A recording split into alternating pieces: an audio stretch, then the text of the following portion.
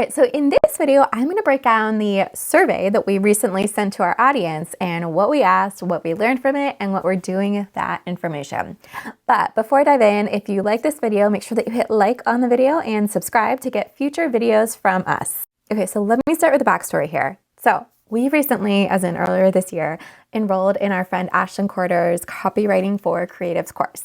I got it after watching her webinar and being blown away, and I thought that it would be great for one of our new copywriters on our team to go through it to up her copywriting skills for the content that we are creating for our website and ourselves. But as I started to look through the content, I was like, ooh, I need to go through this. This content is so good. Holy cow, guys, it's been a game changer. I knew Ashlyn was smart. I've known her for a long time, ever since she first stepped into this creative world.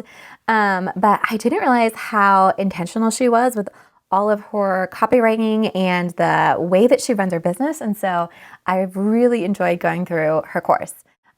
So one of the things that she has you do as you're working through your brand identity and your brand messaging is to survey your audience. And there are a lot of different ways that you can do it, but one of the ways that we chose to do it was to send out a survey, so like a type form survey to our audience via email and through social media. And our business is making some major shifts this year as we change some of our product offerings, we relaunch our website, and Davey has also taken on another role as CEO of Badao. I'll share a little bit more about that soon. So he's created So while he's still involved in the business, he's not as involved as he used to be for the content creation. And a lot of that is falling on me and this other team member. So another reason why I wanted to go through her course and really dialing my messaging skills, because I have design skills.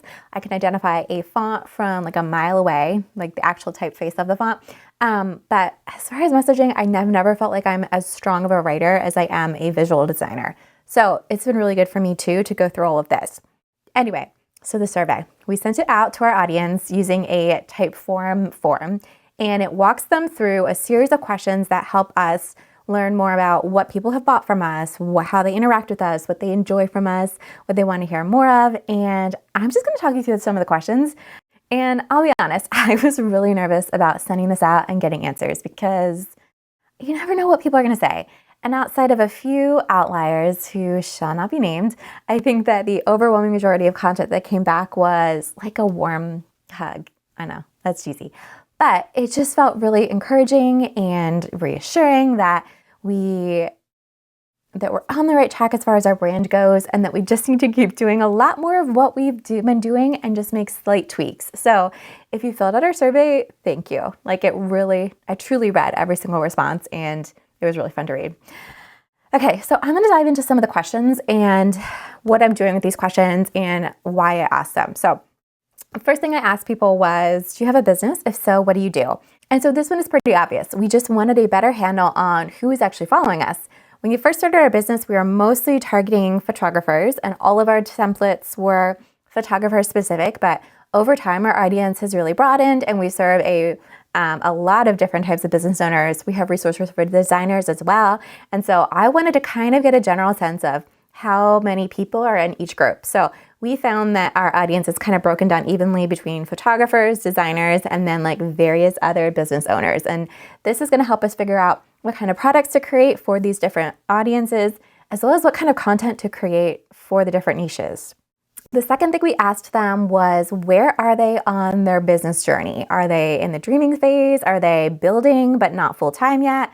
Are they full-time but they want to grow their business more? Or are they just like crushing it and looking to scale their business? Because again, this helps us figure out who we're trying to reach and what kind of content is going to speak to them best. Because somebody in the beginning phases of their business is going to need entirely different content than somebody who's trying to grow their mailing list and scale their business. So we kind of wanted to get a sense of where people are within our community.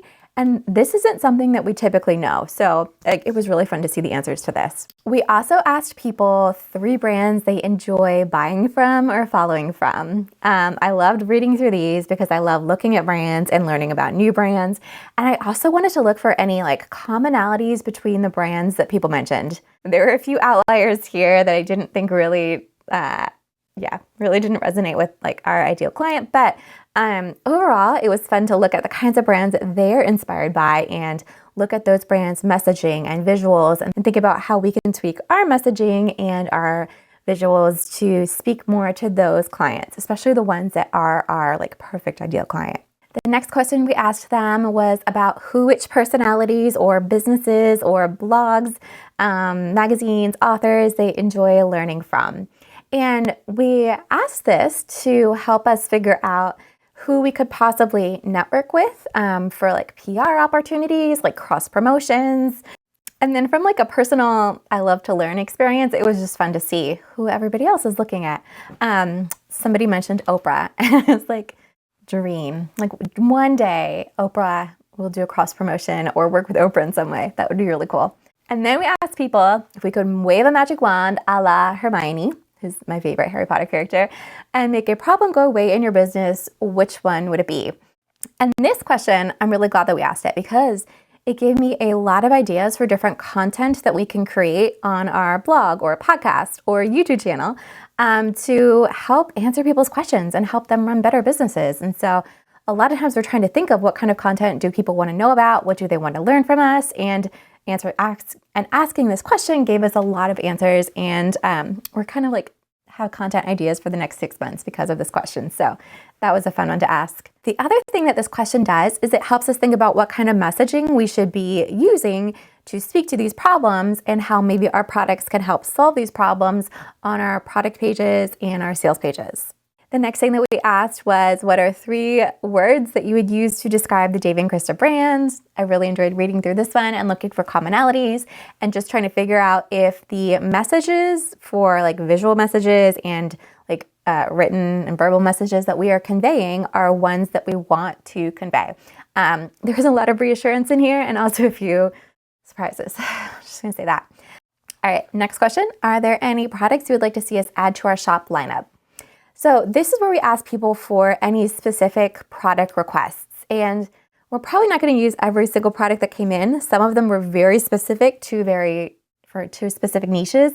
And I don't know that if we were to put the time into creating that product, if enough of them would sell or if they would be repurposed enough for different industries, if that makes sense. And I'm also just kind of careful not to overclutter our shop with tons of products because I think that it dilutes the high quality, stronger products. So some of the ones that people answered, I think are really good ideas. I think I saw a lot of commonalities in some of them, and I'm going to probably work on creating those products. And again, this was just an interesting thing to see what people requested of us. Oh, another thing that I learned from this one is that there are a few requests for products that we literally already have in our shop. And so that's just a reminder to me that we need to do a better job of marketing those specific products as well as the wealth of products that we already have. And so maybe we need to do that in some instances instead of focusing on always creating new products. So if you do your own survey and you ask that question, you might also learn the same result. Then we asked people what made them choose our business. And so we only asked this to people who actually chose our business to work with us or buy something from us. And this is an interesting question to ask because it tells us what we're doing right and the messaging that we are conveying. And we'll probably double down on some of that messaging and different aspects of our website or our product sales pages. All right, I'm going to put kind of 2 questions together here because they kind of have the same thought. Were there questions you needed answers to but couldn't find any? And when comparing options, what were you looking for? So here we wanted to know if there were things that people were unsure about before they booked us, bought from us, etc.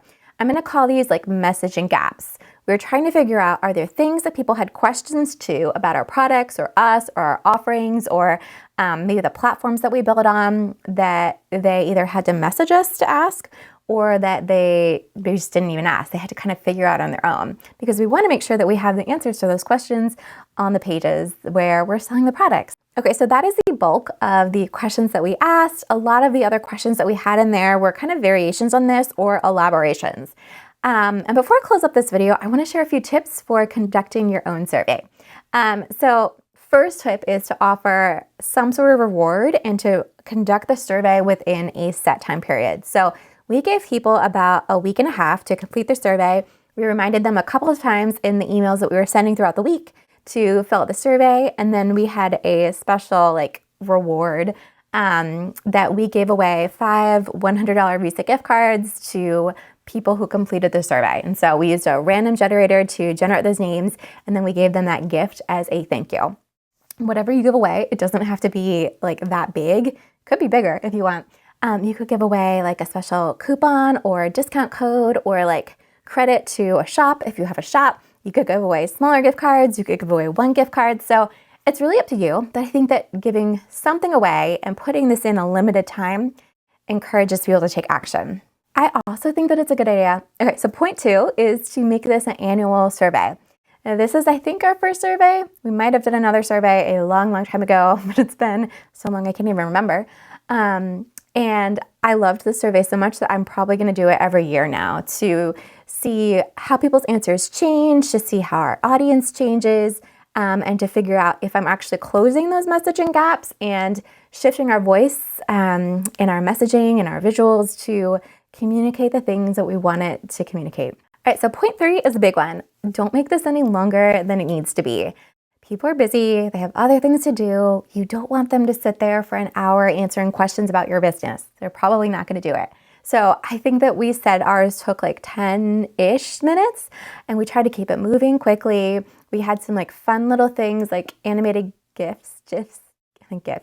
I'm never gonna get that right, guys. And it's been like 20 years of doing web design along the way. And we had multiple choice questions wherever we could. So that was really easy for people to select things.